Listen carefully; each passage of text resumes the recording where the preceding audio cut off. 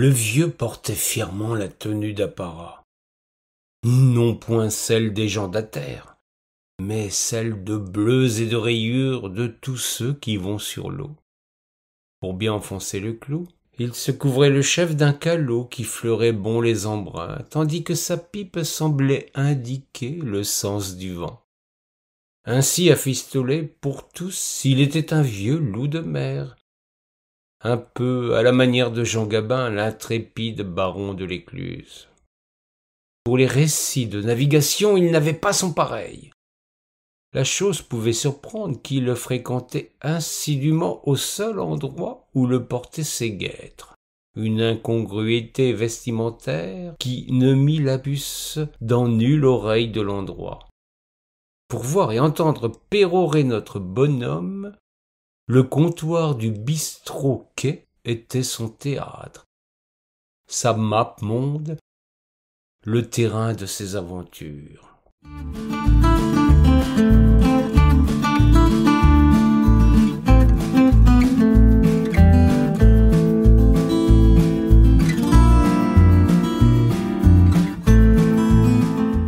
Un verre de Suze à la main, une boisson pour qui aime boire la mer. Il embarquait son auditoire pour peu qu'on lui offrait un coup à boire. Il y avait toujours de plus malin pour donner une inflexion particulière au récit, qui voulait des histoires douces et salées ajouter du cassis dans le verre. Pour les aventures plus coquines, un soda donnait le piquant qu'il fallait. Certains poussaient la piraterie de comptoir à y adjoindre du rhum pour des épopées lointaines. L'ancien s'emportait, ses yeux pétillaient d'une malice enfantine, tandis qu'il postillonnait à vous donner le mal de mer. Chacun avait compris qu'il convenait de regarder le spectacle à travers le miroir qui se trouvait derrière le bar, pour peu que le crachin de l'ancien ne vienne pas brouiller son reflet.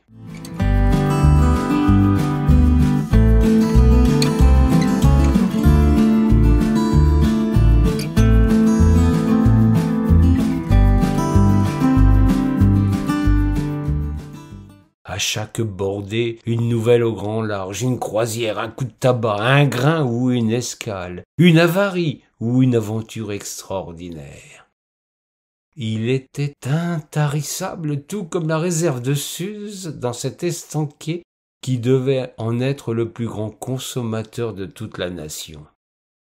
Il y avait cependant une autre condition pour avoir le privilège d'être de son auditoire: ne jamais boire d'eau. La règle n'était pas négociable, y compris pour les buveurs de pastis et autres boissons anisées, qui devaient se résoudre à les boire purs. Un effort auquel nombreux consentaient afin de jouir d'un spectacle qui finissait par vous faire tourner la tête. Le patron se frottait les mains quand le vieux était amarré à sa colonne de zinc. Il faisait des recettes dignes des plus grands troquets du centre-ville.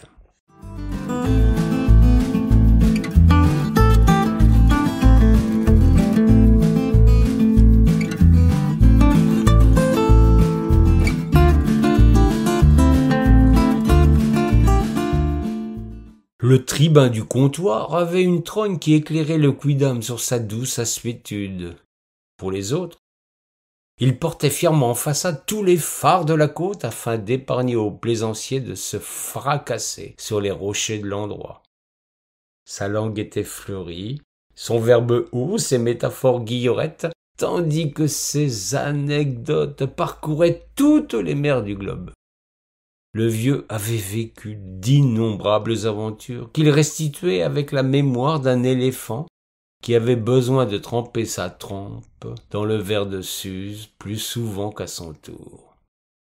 Il finissait par bredouiller et parfois s'endormir au cœur de l'action. On le laissait là, riant de bon cœur à l'épilogue le plus fréquent de ses narrations de comptoir.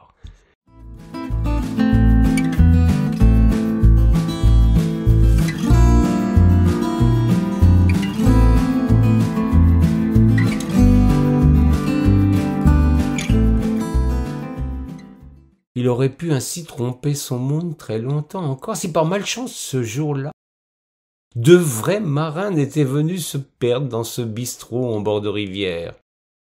Une fête navale se tenait loin et les organisateurs avaient souhaité la présence d'un véritable équipage hauturier.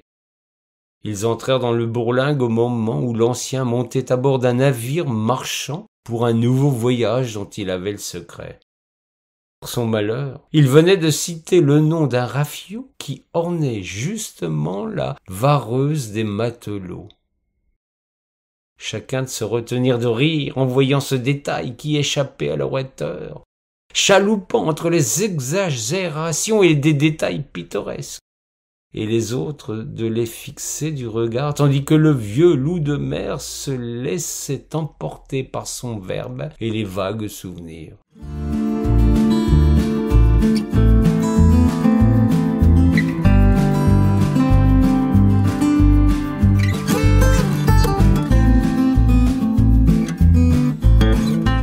Quand le capitaine lui offrit un verre, non de Suse, mais d'eau de source, il manqua de s'étrangler d'indignation.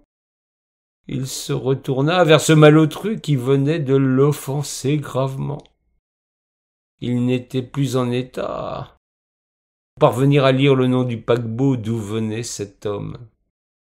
L'autre, de rire aux éclats, de demander au patron un verre d'eau salée pour lui, afin de trinquer avec ce marin d'opérette. Le vieux, dégrisé dans l'instant, venait de comprendre qu'il avait été démasqué. Il but dignement son verre d'eau, non sans avoir trinqué avec celui qui l'avait surpris en flagrant délit de mensonge. Quant au capitaine, il dut passer à l'acte pour ne pas jouer l'épice vinaigre. Il avala son eau salée sans même faire la grimace. Notre vantard menteur fut même privé de cette modeste et ultime petite vengeance. Pauvre homme retira son calot, laissa sa pipe sur le comptoir et quitta pour toujours le théâtre de ses exploits. Jamais on ne le revit dans le bistrot-quai. Les recettes du patron s'en ressentirent singulièrement. On n'entendit plus jamais parler de ce personnage dans la place.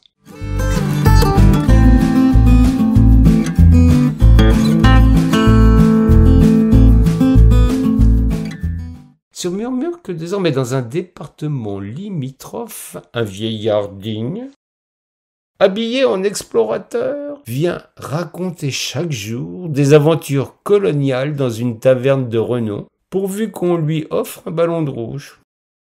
Le changement de boisson ne doit pas vous leurrer. C'est le même personnage qui joue un nouveau rôle. Des curieux sont penchés sur son cas, voulant découvrir ce qu'il avait fait dans sa vie professionnelle pour expliquer un tel comportement. Après bien des recherches, ils découvrirent, sans en être surpris du reste, qu'il avait fait métier de la politique. Il achevait son parcours en acceptant des pots de vin, un véritable retour aux sources du reste.